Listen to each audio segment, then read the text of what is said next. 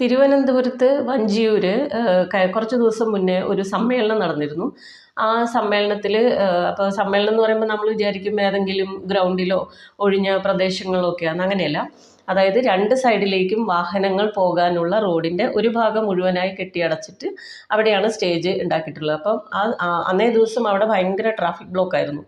അത് കാരണം രണ്ട് ഭാഗത്തേക്കും അങ്ങോട്ട് പോകേണ്ട വാഹനങ്ങളും എതിർദിശയിൽ വരേണ്ട വാഹനങ്ങളും ഒരു ചെറിയ ഒരു റോഡിൽ കൂടി മാത്രം പോകുമ്പോൾ ഉണ്ടാകുന്ന ബ്ലോക്ക് നമുക്ക് ഊഹിക്കാവുന്നതല്ലേ ഉള്ളൂ. അപ്പോൾ അങ്ങനെ ഭയങ്കര പ്രയാസങ്ങളായിരുന്നു. അതിൻ്റെ കുറേ എല്ലാ ന്യൂസ് ചാനലുകളും റിപ്പോർട്ട് ചെയ്തിട്ടുണ്ട്. ഡ്രൈവറും സ്കൂളിൽ പോകുന്ന കുട്ടികൾ അങ്ങനെ അല്ലെങ്കിൽ ഹോസ്പിറ്റൽ കേസൊക്കെ ഉണ്ടാവില്ല. എല്ലാവരും ആ റോഡിൽ കുടുങ്ങി എന്നുള്ളതാണ് സത്യം, ഇവരുടെ ഒരു സമ്മേളനം നടക്കുന്നുണ്ട്. പക്ഷേ ഇതിനെക്കുറിച്ചൊന്നും ആരും പ്രത്യേകിച്ചൊന്നും പറയാനൊന്നും പോയില്ല. പക്ഷേ കോടതി വരെ അതിനെ വിമർശനമൊക്കെ ആയിട്ട് വന്നു. അങ്ങനെ ചെയ്യാൻ പാടില്ല, റോഡ് ബ്ലോക്ക് ചെയ്യുക ഒരു മനുഷ്യൻ്റെ സഞ്ചാര സ്വാതന്ത്ര്യത്തെ തടസ്സപ്പെടുത്തുന്നത് പാടില്ലാത്തൊരു കാര്യമാണ് എന്നൊക്കെ പറഞ്ഞിട്ട് ഇടപെടലുകളൊക്കെ ഉണ്ടായിട്ടുണ്ട്. അപ്പോൾ ഇപ്പോൾ ലേറ്റസ്റ്റ് എന്താ സംഭവിച്ചതെന്ന് വെച്ചാൽ, കഴിഞ്ഞ ദിവസം വിജയരാഘവൻ സഖാവ് തൃശ്ശൂരിൽ ഇതുപോലൊരു സമ്മേളനം നടക്കുമ്പോൾ ഈ കഴിഞ്ഞ സംഭവത്തിനെക്കുറിച്ച്, വഞ്ചിയൂരത്തെ സംഭവത്തെക്കുറിച്ച് സംസാരിക്കുകയുണ്ടായി. അപ്പോൾ അദ്ദേഹം പറഞ്ഞ വാക്കുകളൊക്കെ കേട്ടപ്പോൾ ഞാനും നമ്മളെ ഒന്ന് ചിന്തിച്ചു പോകും. ചില സൗകര്യങ്ങൾ ചിലർക്ക് മാത്രം പാടുള്ളൂ എന്നുള്ള രീതിയിലാണ് അദ്ദേഹത്തിൻ്റെ സംസാരം കേട്ടപ്പോൾ എനിക്ക് തോന്നിയത്. അദ്ദേഹം പറഞ്ഞത് ഇതൊക്കെയാണ്. എന്തൊരു ട്രാഫിക് ജാം, അല്ലെങ്കിൽ ഇവിടെ ട്രാഫിക് ജാം ഉണ്ടാവില്ലേ? ഇപ്പൊ ഇന്ന് ഇവിടെ ഒരു ട്രാഫിക് ജാം ഉണ്ട് നമ്മളെ പൊതുയോഗത്തിൽ നിന്ന്. അല്ലെങ്കിൽ കേച്ചേരിയിൽ ട്രാഫിക് ജാം ഇവരെല്ലാവരും കൂടി കാറ് പോകേണ്ട കാര്യമുണ്ട്, നടന്നു പോയപ്പോര് എന്താ പണ്ടൊക്കെ നമ്മൾ നടന്നു പോയില്ലേ? ഇത്ര കാറ് വേണമെന്ന് നിങ്ങൾ ആരെയും ചോദിക്കില്ല, ആരും ചോദിക്കില്ലല്ലോ. അപ്പൊ ഇങ്ങനത്തെ ഒരു മൈതാനം കിട്ടിയില്ല. അപ്പൊ റോട്ടൊക്കിൽ ഒരു പൊതുയോഗം വെച്ചു. സഹിച്ചൂടാ, അയ്യോ റോട്ടൊക്കിൽ മാർക്സിസ്റ്റ് പൊതുയോഗം വെച്ചു. കാറ് പോവാത്ത റോട്ടിൽ സ്റ്റേജ് കെട്ടി, കുടുങ്ങിയില്ലേ മനുഷ്യൻ?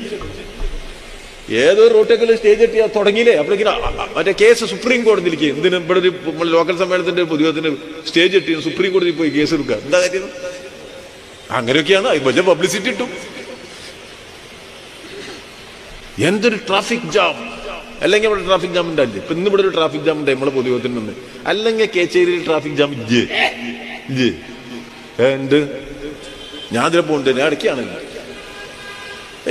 10 മനുഷ്യൻ പോകുമ്പോൾ എത്ര സ്ഥലം പോരെ? 10 കാർ പോകാൻ എത്ര സ്ഥലം വേണമെന്ന് ആലോചിച്ച് നോക്കിയേ. അത് ആരും പറയുന്നില്ല. ഇവരെല്ലാവരും കൂടി കാറ് പോകേണ്ട കാര്യമുണ്ട്, നടന്നു പോയപ്പോര് എന്താ പണ്ടൊക്കെ നമ്മൾ നടന്നു പോയില്ലേ? ഇത്ര കാറ് വേണമെന്ന് നിങ്ങൾ ആരെയും ചോദിക്കില്ല, ആരും ചോദിക്കില്ലല്ലോ. എന്നാ ഇത്ര വലിയ കാറ് വേണോ? അത് വേണം. എന്നാ ഒരു കുഞ്ഞു കാറ് പോയപ്പോര്. പിന്നെ ഏറ്റവും വലിയ കാറ് പോകുമ്പോ അത്രയും സ്ഥലം പോവല്ലേ? 25 കാറ് ഇങ്ങനെ കിടക്കുമ്പോ നിങ്ങൾ ആലോചിക്കേണ്ട എന്താ? 25 കാറ് കിടക്കുന്നു എന്നല്ല, 25 ആളെ ഉള്ളൂ എന്നാ. മനസ്സിലായി? ആ കാറിലാരാ? മെല്ലെ അങ്ങനെ ഉരുട്ടി പോണ്ടാവും. അമ്മായിമ്മേനെ കാണാൻ പോകും. ഞായറാഴ്ച തിരക്ക് കൂടുതലാ. കാറൊക്കെ എടുത്തിന് അമ്മായിമ്മേന്റെ വീട്ടിക്ക് പോകുക. അങ്ങനെ വർത്തമാനം പറഞ്ഞിങ്ങനെ വർത്തമാനം പറഞ്ഞു സല്ലപിച്ചു. അത്യാവശ്യത്തിന്റെ പൊക്കയിൽ വളരെ കുറവായിരിക്കും. ഞാനതിനെതിരൊന്നുമില്ല. കാറുള്ളോ കാറ് പോയിക്കോട്ടെ. അപ്പോ കാറുള്ളോൻ കാറ് പോകുന്നത് പോലെ തന്നെ പാവങ്ങൾക്ക് ഒരു ജാഥ നടത്താനുള്ള സ്വാതന്ത്ര്യം അനുഭവിച്ചു തരണമെന്ന് വളരെ വിനയപൂർവ്വം ഞാൻ അഭ്യർത്ഥിക്കുകയാണ്. ചോദിച്ചത് ശരിയല്ലേ? എന്തിനാണ് നിങ്ങൾ കാറിൽ പോകുന്നത്? നിങ്ങൾക്ക് നടന്നു പോയിക്കൂടെ? ഇവിടെ സമ്മേളനം നടക്കുന്ന സമയത്ത് നിങ്ങൾ എന്തിനാണ് കാറിൽ പോകുന്നത്? നിങ്ങൾ നടന്നു പോകൂ. കാറിൽ നമ്മൾ രാജാവും മന്ത്രിമാരും ഭൃത്യന്മാരും ഒക്കെ പോയാൽ മതി. പണ്ട് കാലത്ത് എല്ലാവരും നടന്നല്ലേ പോയിട്ടുള്ളത്. പണ്ട് കാലത്ത് ആൾക്കാർ കാളവണ്ടിയാണ് ഉപയോഗിച്ചുകൊണ്ടിരുന്നത്.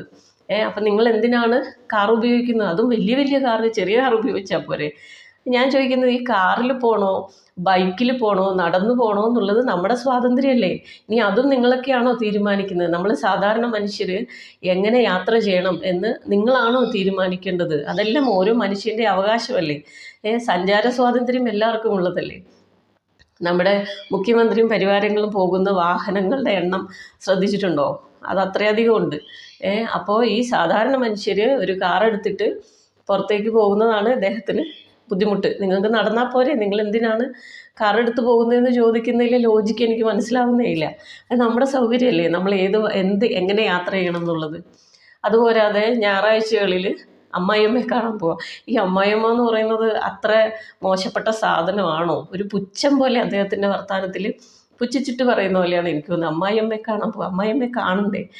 അമ്മായിയമ്മ എന്നൊരു വസ്തു ഉള്ളത് കൊണ്ടാണല്ലോ പാർട്ട്നേഴ്സ് ഉണ്ടാകുന്നത്. അതായത് ഒന്നുകിൽ ഭാര്യയുടെ അമ്മ അല്ലെങ്കിൽ ഭർത്താവിൻ്റെ അമ്മ, ഇവരെയാണല്ലോ നമ്മൾ അമ്മായിയമ്മ എന്ന് പറയുന്നത്. അപ്പം അമ്മായിയമ്മയെ കാണാൻ പോകുന്നതിൽ അത്ര വലിയ മോശം കാര്യമാണോ?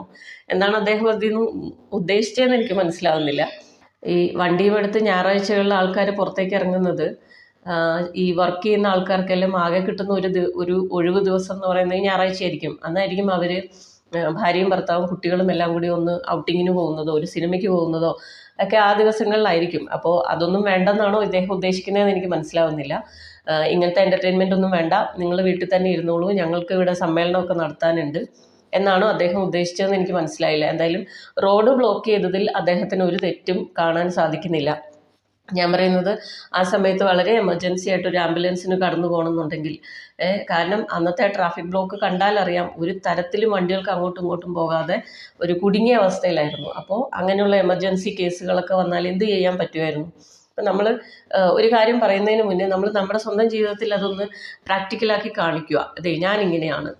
അപ്പോൾ അദ്ദേഹത്തിനും അദ്ദേഹത്തിൻ്റെ പാർട്ടിക്കും ഇതൊന്ന് ട്രൈ ചെയ്ത് നോക്കാവുന്നതാണ്. മാക്സിമം നമുക്ക് ചെറിയ ചെറിയ ദൂരങ്ങളൊക്കെ വണ്ടി ഉപയോഗിക്കാതിരിക്കുക, അങ്ങനെയുള്ള ചെറിയ ചെറിയ കാര്യങ്ങളൊക്കെ ചെയ്ത് കാണിച്ചു കഴിഞ്ഞാൽ ദേ ഞങ്ങളിങ്ങനെയാണ്, നോക്കൂ അതുകൊണ്ടല്ലേ പറയുന്നത് എന്ന് വേണമെങ്കിൽ നമുക്ക് പറയാവുന്നതാണ്. ഇനിയിപ്പോൾ ഞാനിതെല്ലാം പറഞ്ഞതുകൊണ്ട് എന്നെ ഒരു കൊങ്ങിയോ സംഖ്യയോ ഒന്നും ആയിട്ട് നിങ്ങളാരും കരുതണ്ട. ഞാൻ അങ്ങനത്തെ ആളല്ല. എനിക്ക് ഒരു പ്രത്യേക പാർട്ടിയോടും യാതൊരു അനുഭവവും ഇല്ല. നമ്മൾ അതാത് സമയം ഇലക്ഷൻ വരുമ്പോൾ നോക്കിയിട്ട് ആർക്കാന്ന് വെച്ചാൽ വോട്ട് ചെയ്യും, അത്രയേ ഉള്ളൂ. അല്ലാതെ പ്രത്യേകിച്ച് ഒരു പാർട്ടിയോട് ഒരു പ്രത്യേക സ്നേഹമൊന്നും ഇല്ല. പിന്നെ ഇത് മറ്റുള്ളവരാരും ഈ പല ആൾക്കാരും ഇതിനകത്തൊന്നും വലിയ പ്രതികരിക്കാത്ത, എല്ലാവരും കാണുന്നൊക്കെയുണ്ട്.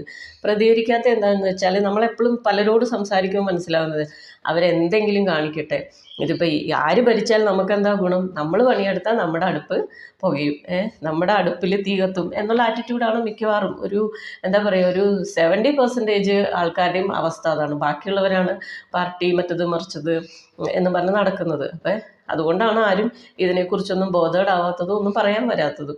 ഇപ്പം എനിക്ക് ഇത് കണ്ടപ്പോൾ വല്ലാണ്ട് തോന്നി, കഷ്ടം. വണ്ടി എന്തിനുപയോഗിക്കുന്നു എന്നുള്ള ചോദ്യം അതിൽ ഒരു ലോജിക്കുള്ളതായിട്ട് എനിക്ക് തോന്നിയില്ല. അതുകൊണ്ട് ഞാനിത് പറഞ്ഞതാണ്.